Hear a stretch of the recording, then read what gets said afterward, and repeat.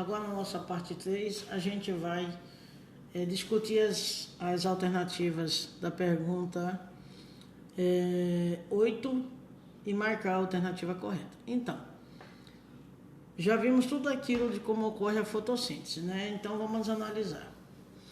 No processo da fotossíntese, os vegetais são capazes de utilizar a luz solar, a água, o gás oxigênio da atmosfera e produzir açúcar e gás carbônico. Correta essa alternativa? Errado. Por quê? Porque para que ocorra a fotossíntese, realmente a gente precisa da água, da luz solar, porém a gente precisa do gás carbônico da atmosfera e vamos soltar o gás oxigênio. Então, esta alternativa está errada. Nós não vamos marcar porque a gente quer a certa. Segunda colocação. O açúcar produzido no processo da fotossíntese é o amido. O excesso do amido é estocado na forma de glicose. Correto? Correto. Porém, não é que seja o excesso.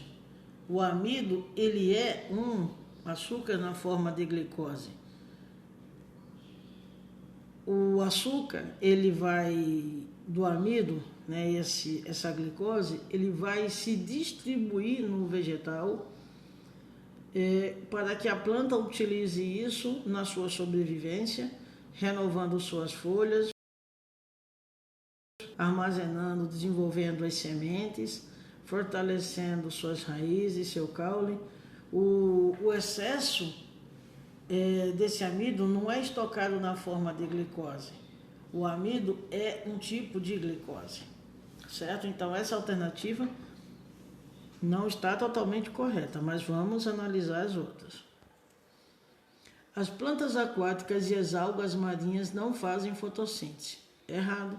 A gente já viu que todas as plantas, se elas recebem luminosidade solar e elas conseguem capturar o gás carbônico, mesmo que esteja na água, se elas apresentam clorofila e elas recebem um pouco da luz solar, elas são capazes de realizar fotossíntese, sim.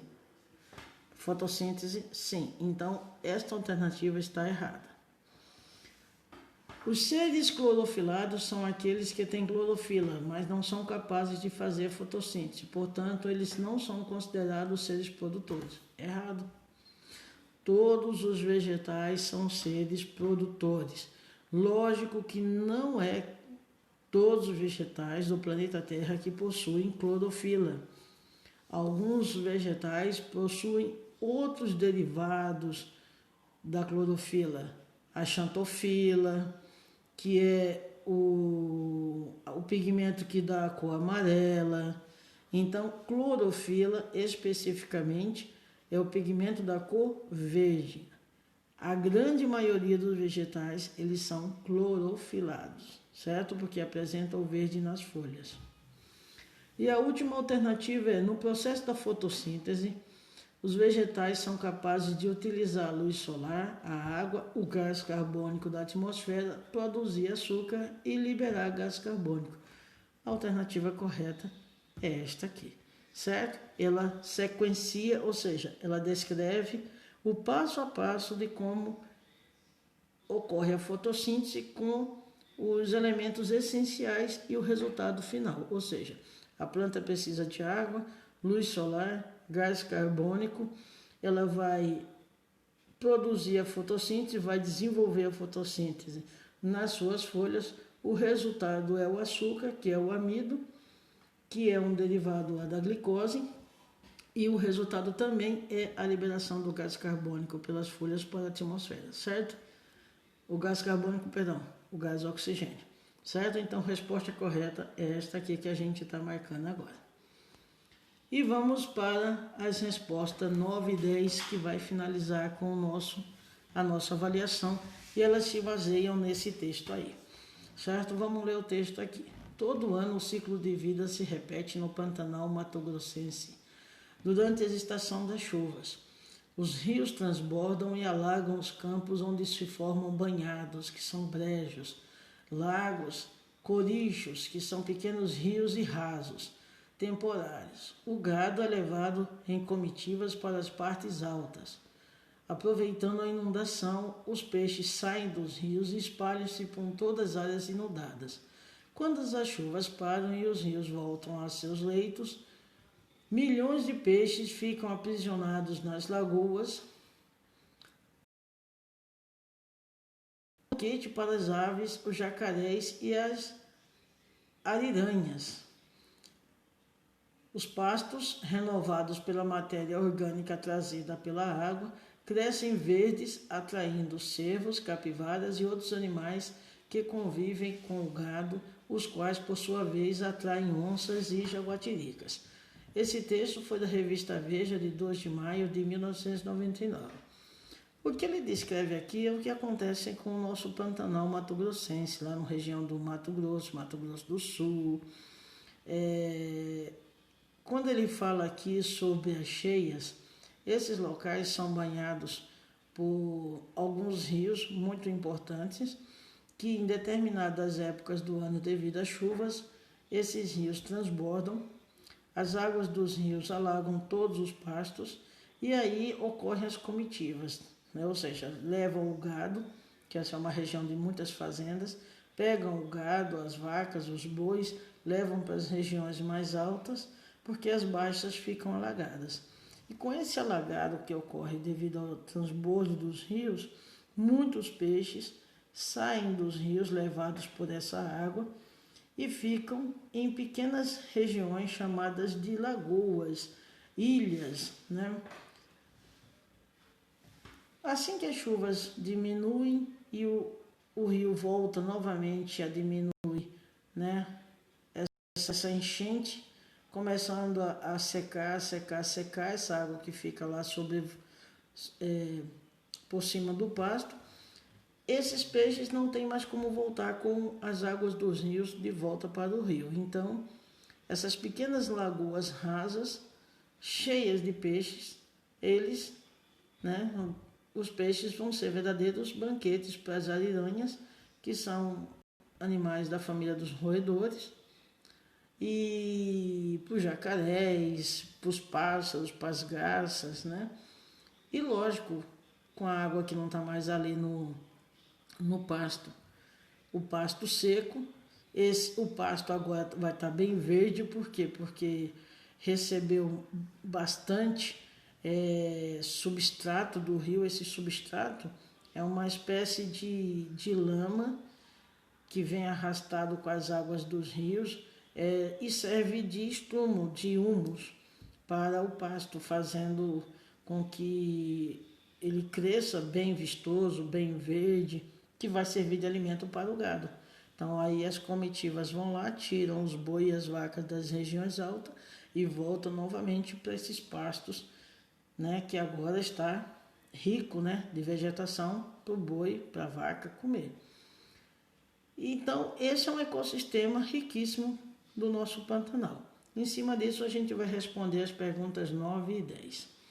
Pergunta 9. Quem são os seres produtores dessa cadeia alimentar? Nesse texto, quem são os seres produtores? A gente já viu que seres produtores são todos os vegetais. O texto pasto, né? O texto fala aqui, banquete,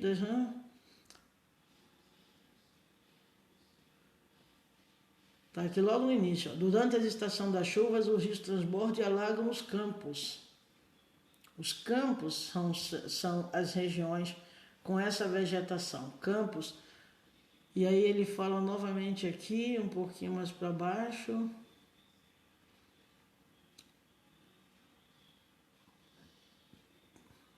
Os pastos renovados pela matéria orgânica.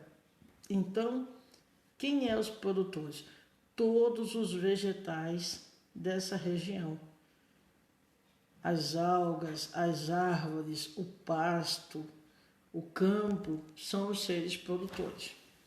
E na pergunta 10, para finalizar, nessa aqui você não tem como marcar X, né? Nem marcar a bolinha, você vai escrever os campos.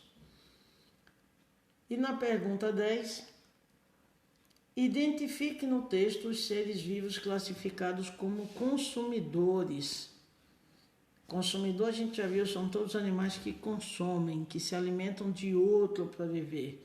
Então aqui, voltando ao texto, quem são os consumidores? Peixe é consumidor aqui? Não. Consumidor que ele fala aqui vai ser quem? O gado, que é o boi, a vaca, a ariranha que vai se alimentar desse peixe. Vamos ver aqui. Jacarés, o cervo, que vai se alimentar do pasto, as capivaras, que vai comer também o pasto, a margem do rio, né, que ela gosta daquela vegetação que fica na beira do rio. Animais consumidores aqui, onças, jaguatiricas, jacarés. Então, todos esses animais fazem parte dessa cadeia alimentar e eles são consumidores. E é só escrever o nome desses animais aqui, tá bom? Então, eu espero que todos vocês que fizeram a prova tenham tido uma boa prova, tiveram tido paciência para responder. Mas se você não fez uma boa prova, não se preocupa. Eu vou fazer outra atividade para você responder, tá bom? Mas é preciso que você estude um pouquinho o material, tá bom? Pega essas aulas que a gente põe no grupo, lê um pouquinho elas e se prepara que essa semana eu vou mandar uma outra atividade para vocês responderem e melhorar os resultados de vocês, tá bom? Obrigado pela atenção, uma boa noite, um bom descanso para vocês, tá bom? Espero que vocês tenham gostado da nossa aula aqui explicando a prova, tá bom? Beijão, gente. Tchau, tchau.